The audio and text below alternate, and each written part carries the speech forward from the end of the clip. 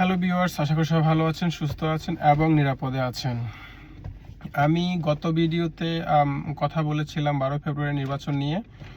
আমি সেখানে আমার একান্ত নিজস্ব মতামত দিয়েছিলাম। এতে অনেকেই হচ্ছে যে বেজার হয়েছেন, অনেকে কটু কথা বলেছেন, তাদেরকে আমি সাধুবাদ জানাই। আপনাদের মতামত আপনাদের মতো করে প্রকাশ করেছেন, তাতে আমার কোনো মাথা ব্যথা নেই। আমার যা মনে হয়েছে আমি তাই বলেছি।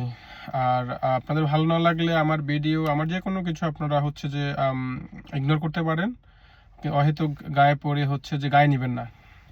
যাই হোক, আজকের ভিডিওতে যেটা বলবো, আমি গত ভিডিওতে যা বলেছি আজকে হচ্ছে 30শে জানুয়ারি 2026-এ এসে আমার কাছে মনে হচ্ছে যে নির্বাচন হবে না, সাধারণ নির্বাচন হবে না। তবে সেখানে গণভোটের নামে যে নাটকটা চলছে সেটা করিয়ে নেওয়ার সর্বোচ্চ চেষ্টা চলছে এবং সেটা অব্যাহত থাকবে।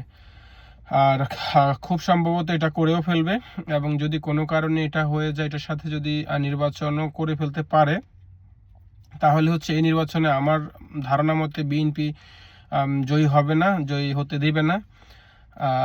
জামাত হচ্ছে যে জয়ী হয়ে সরকার গঠন করার প্রবল সম্ভাবনা আছে।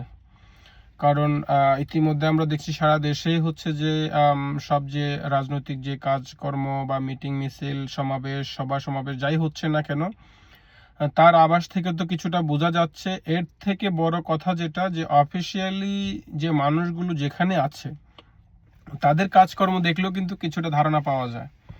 সো আমার মনে হচ্ছে যে, এটা আবারও বলি, আমার একান্ত, এটা আমি পার্সোনালি, এটা আমার মতামত, যে 12 ফেব্রুয়ারি নির্বাচন হবে বলে মনে হয় না। আর যদিও হয়ে যায় কোনো কারণবশত, তাহলে হচ্ছে বিএনপি নয়, জামাত হচ্ছে সরকার গঠন করার প্রবল সম্ভাবনা আছে এখন পর্যন্ত যেটা জানি। সবাই ভালো থাকবেন। আর যে অরাজকতা চলছে, যে নৃশংসতা চারদিকে হচ্ছে ছড়িয়ে পড়ছে, সবাই সাবধানে থাকবেন, নিজেদেরকে হচ্ছে যে আগলে রাখবেন। হানাহানি রাহাজানি প্রতিহিংসা থেকে বিরত থাকার চেষ্টা করবেন। সবার মঙ্গল হোক, সবাই সুস্থ থাকুন, ভালো থাকুন। আর আমাদের বেলায় যেটা হচ্ছে যে, যেখানে হ্যাঁ বা না কিসে বডি তো দিব না আমরা, কারণ আমাদের তো নৌকাই নেই।